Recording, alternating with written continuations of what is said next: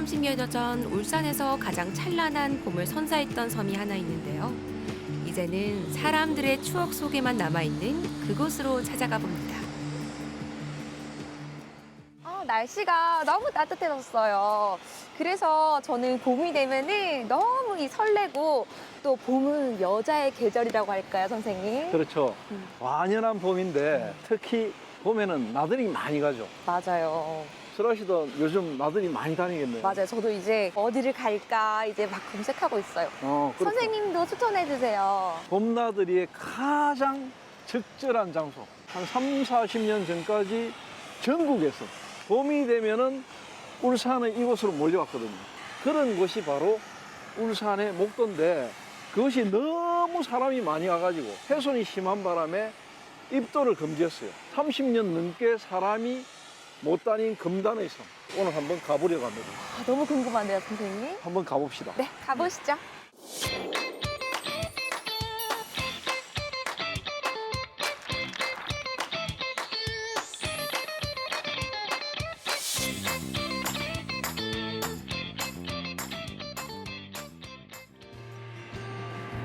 온산공단에 둘러싸여 있는 외로운 섬이 하나 있는데요. 목도입니다.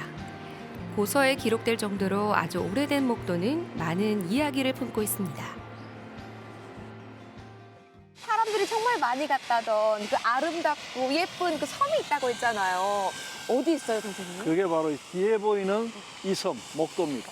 이 목도는 육지에서 한 100m 정도 떨어져 있어요. 지금은 이제 사람들이 왕래가 안 되니까 이렇게 보이지만 사실은 저 섬은 1992년까지 사람들이 다녔어요. 이 섬이 굉장히 오래된 섬입니다. 역사가 오래됐고 이 섬에 대한 이야기들이 무궁무진해요. 이 섬은 크기가 되게 작잖아요. 한 4,500평 되거든. 축구장 2개 정도 크기. 높이가 10m, 전체 길이가 한 200m 정도 되는 섬이거든요.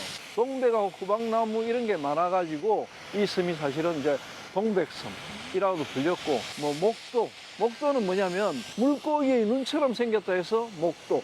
또 이 동네가 옛날에 다 목도 마을이라 했거든요. 그래서 목도라는 이야기도 여러 가지 이야기가 있는데 1930년에 조선 총독부가 목도에 있는 구박나무하고 동백나무를 천년기념물로 지정해서 보수로 관리를 했거든요. 그 정도로 이 섬을 굉장히 좋아했고 그래서 자기들이 동백섬이라고 불렀어요. 근데 일본에서 동백을 츠바키라고 하거든. 츠바키. 거기서 이제 유래돼가지고 이 섬이 한때는 츠바키섬, 춘도 이렇게 오래 불렸는데 그거는 틀린 거고 옛날부터 우리가 내려오는 이 목도가 정확한 이름이기도 합니다.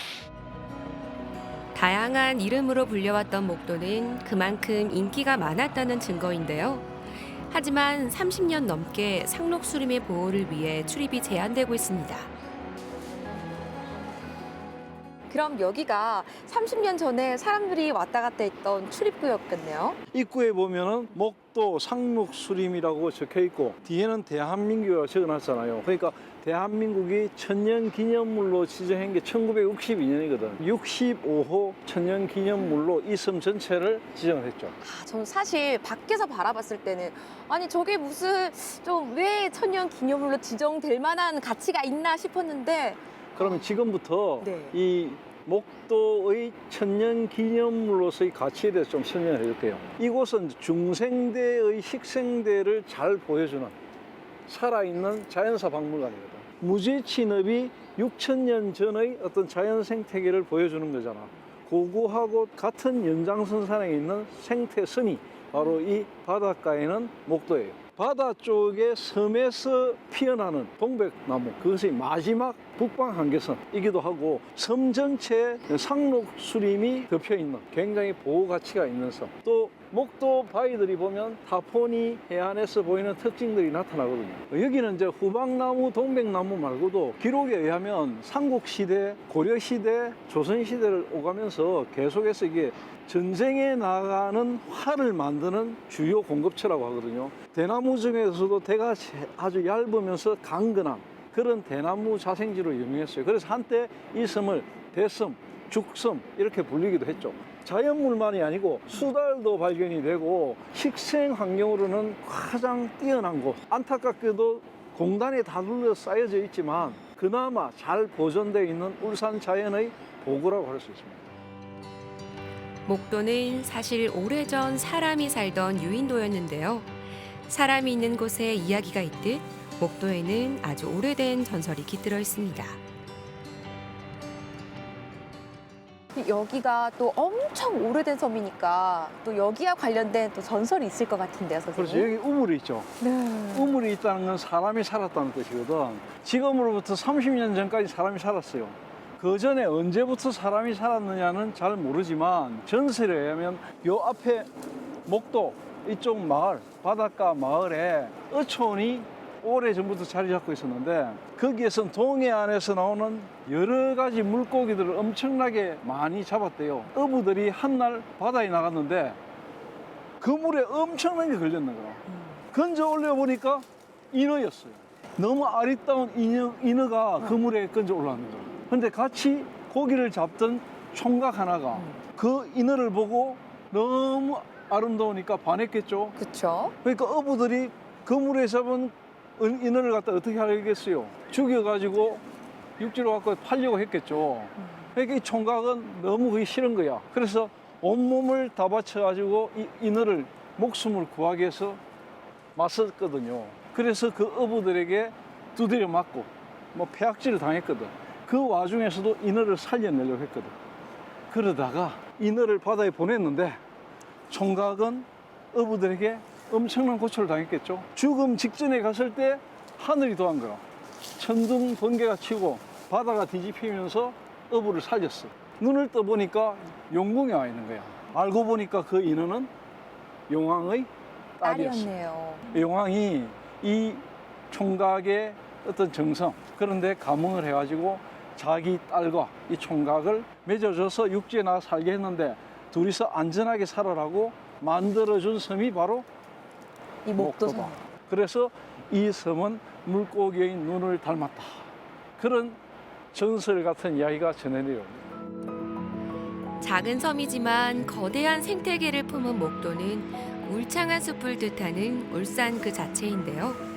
이 섬에서만큼은 공장의 소음도, 새들의 뒤적임을 이길 수 없습니다. 걸어가면서 나무들을 보니까 낙서 같은 게 좀 되어 있더라고요. 우리나라의 경치 좋은 곳, 뭐 명성지 이런 데 가보면 바위에다 사람 이름 새겨놨죠. 여기도 나무들이 너무 울창하거든. 그래서 나무에다 자기 이름을 새기거나 새김으로 해서 뭐 동일시 하려고 하거든. 그걸로 인해서 자기도 잘 되고 건강하고 뻗어나가고 이렇게 하는 것을 바라기 위해서 막 그렇게 잘못된 행동들을 하는 거죠. 그게 너무 심했기 때문에 사실은 출입 금지가 됐던 이유이기도 합니다. 그런데 나무들이 일반 그 산에서 보던 거나 도심에서 보던 나무들과 차원이 달라요. 당연하죠. 이게 천년기념물로 지정된 이유가 바로 그것 때문이죠. 바로 여기 보이는 이 나무가 후박나무거든요. 후박나무, 또 동백나무. 이 섬에는 약 한 2천여 수종의 나무가 자생하고 있는데 그중에 1,500그루 가까이가 거의 후박나무일 겁니다. 한 250수 정도가 동백나무고 그렇거든요. 옛날에는 동백나무가 대세를 이뤘는데 점점 후박나무가 우세종으로 자리를 잡아가고 있어요. 왜냐하면 후박나무는 덩치가 크면서 높이 자라거든. 태양을 막아버리잖아. 그러니까 동백나무의 자생 능력이 자꾸 떨어지는 거예요. 30년 전만 해도 여기에 벚꽃, 봄이 되면 벚꽃이 한 수백 그루가 만개를 했고 동백이 500여 그루가 있고 이랬거든요. 근데 지금 30년 동안에 벚꽃도 많이 사라지고 동백도 점점 줄어드는 이런 현상을 보이고 있어요. 한때 동백섬으로 불릴 정도였지만 이제는 동백나무보다 후박나무가 더 많은데요. 후박나무는 동아시아 지역에서 오랫동안 귀한 식물로 여겨져 왔습니다. 후박나무는 어떤 나무인가요? 좀 생소하죠. 후박나무. 후박나무가 어떤 나무인가를 잠깐 설명하면은 우리나라의 남해안 섬에 자생을 많이 해요. 많이 하는데 동해안에서는 볼 수가 없어요. 동해안은 볼 수 없는데 여기하고 울릉도 두 곳에만 볼 수 있는 나무가 후박나무예요. 그러니까 따뜻한 곳에서만 볼 수 있는 그렇죠. 건가요? 울릉도 하면 제일 떠오르는 사람들 먹거리 뭐예요? 입에 넣고 달달하게 씹는 거. 엿? 호박엿? 그렇죠. 울릉도 호박엿. 네. 그게 사실은 후박엿이에요. 호박으로 만든 게 아니고 후박나무로 만든 엿이 후방엿이에요. 후방나무는 껍데기를 벗겨가지고 이 염증 치료라든지 사람의 독성을 치료하는 한약재로 쓰이거든요. 이 껍데기를 가지고 이제 엿을 만드는 거죠. 씹으면 뭐에 좋겠어요? 이빨에 좋은 거야. 이빨에 충치라든지 이런 데 좋은 그런 엿이거든요. 그래서 굉장히 유행했죠. 또 여기에 보면은 나무는 뿌리는 하나거든. 1건, 줄기는 9주, 1건 9주. 뿌리는 하나인데 줄기가 9개로 뻗어나갔어요. 이건 육지에 있으면 반드시 보호수가 돼야 되는데 이 섬 전체가 천년기념물이기 때문에 따로 관리는 안 하지만 굉장히 우수한 수종이고 이런 나무 보기 힘들어요. 그리고 동백꽃이 조금씩 피는 게 보이죠? 네. 이 동백꽃이 조금 있으면 더 활짝 피고 봄이 물어있게 되면은 이곳이 꽃들이 만발한 곳, 꽃천지가 되어버립니다. 근데 저는 사실 동백나무 하면은 좀 자그마한 동백나무 꽃밖에 못 봤거든요. 그렇죠. 이제 도심에서 보는 동백나무는 다 작은데 여기는 굉장히 크죠. 20m까지 올라가는데 동백나무는 또 특이한 게 하나 있어요. 나무 끝에서부터 뿌리까지 하나도 버릴 게 없거든. 특히 동백꽃이 막 피어나면은 동백꽃에서 나오는 꿀, 동백꿀이 굉장히 좋아요. 근데 시중에 동백꿀이 안 보이죠? 네, 안 보여요. 안 보이죠? 그러니까 그만큼 귀한 거죠. 대부분의 꽃들은 벌이나 곤충들이 수정을 하잖아. 동백꽃은 벌이 수정을 안 해요. 동백나무에는 동박새라는, 동박새 들어봤죠? 들어봤어요. 이 동박새가 주둥이가 굉장히 뾰족해요. 그게 꿀을 빨아들이거든. 그리고 동백기름, 유명하죠. 오이. 옛날에 조선시대에는 동백기름 가지고 머리도 다듬고 다 했잖아요. 동백기름. 동백나무의 껍질, 뿌리 이런 건 약재로 사용했고 사람을 따뜻하게 하는 기운 이런 게 있어가지고 되게 좋았어요. 그래서 동백나무가 자생하는 곳은 사람들이 몰래 이 동백나무를 많이 캐갔거든요. 그래서 이곳을 보호하고 있는 거예요. 목도는 한때 사라질 뻔한 위기에 처하기도 했는데요. 너무나 아름다워 슬픈 이곳은 가슴 아픈 사연을 품은 현장이기도 합니다. 이 목도의 아름다운 이야기도 있지만 또 여기에 또 슬픈 역사도 있다면서요? 굉장히 슬픈 이야기들을 많이 갖고 있어요. 그 중에 대표적인 두 가지만 소개해 드릴게요. 온산 국가산업단지가 지정이 되면서 앞에 있는 목도 마을을 비롯해 가지고 방도리, 온산 당울 한 20개의 마을들이 점차 하나씩 사라졌어요. 이게 공장이 들어서고 공장이 들어서면서 앞에 있는 해안을 다 매립을 했어요. 보다시피 사방이 다 공장이잖아. 이 섬을 남겨두고 싶었겠습니까? 아니죠. 아니겠죠. 활용하고 싶었겠죠. 그런데 너무 자연의 보고들이 많이 숨어 있으니까 이곳은 안 된다 해가지고 환경단체에서 반대를 하고 이래가지고 이 섬이 살아남은 겁니다. 또 하나 슬픈 이야기는 뭐예요? 또 하나의 슬픈 이야기는 현대사가 아니고 좀 더 갑니다. 좀 더 지금으로부터 400여 년 전에 임진왜란 때 울산은 왜군들이 7년 동안을 여기서 노략질을 했잖아. 그렇죠. 그 노략질을 할 때 가토 기요마사가 서생외승에 있으면서 이 목도 가만뒀겠어요? 이 아름다운 섬을요? 아니죠. 아니죠. 이 아름다운 섬 안에 별장을 지어가지고 울산권에 있는 조선의 15살부터 20살까지의 처자들을 막 끌어다가 잡아다가 자기들 술 따르게 하고 음주 감옥의 희생양으로 사용한 거죠. 슬픈 역사죠. 네. 거기서 절개를 지키려던 울산 조선의 처자들이 어떻게 했겠어요? 일부는 극단적인 선택도 했겠죠. 그렇죠. 그 원혼들이 남아가지고 동백꽃으로 떨어지고 있다 하는 전설 같은 이야기가 남아 있습니다. 동백꽃의 꽃말이 뭡니까? 그 꽃말이 뭐예요? 고결한 사랑, 지고지순한 사랑 그런 뜻이거든요. 학명으로는 카멜리아라고 하거든요. 카멜리아 하면은 우리 동백꽃 필물이라는 드라마에 나오는 카페 이름도 카멜리아잖아. 또 일본과 부산을 잇는 이 여객선의 이름, 배 이름도 카멜리아고, 또 부산에 있는 유명한 동백섬, 여수에 있는 유명한 오동도, 여기 3대 동백꽃이 피어나는 섬이거든요. 그 중에서도 가장 상춘객들이 많았던 섬, 그 섬이 바로 울산의 목도였습니다. 산업화의 현장에서 만나는 대자연은 인간과 자연의 공존을 고민하게 하는데요.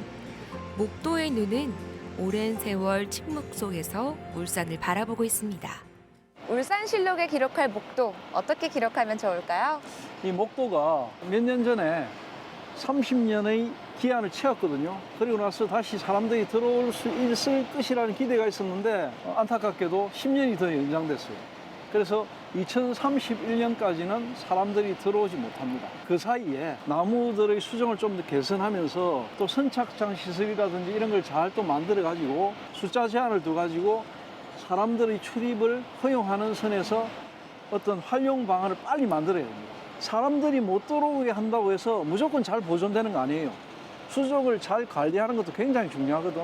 그래서 그런 부분들에 대한 좀 재투자를 해가지고 이 공간이 둘러싸여 있는 속에서 남아있는 천년의 보고 너무나 울산다운 컨텐츠거든요. 울산만이 가질 수 있는 관광 컨텐츠. 이걸 잘 가꿔서 사람들에게 보여줄 필요가 있다고 생각합니다. 이렇게 천혜의 환경을 갖춘 이곳이 하루빨리 사람들에게 보여줬으면 하는 그런 마음입니다. 그렇습니다. 목도의 봄은 지금도 여전히 찬란하기만 합니다.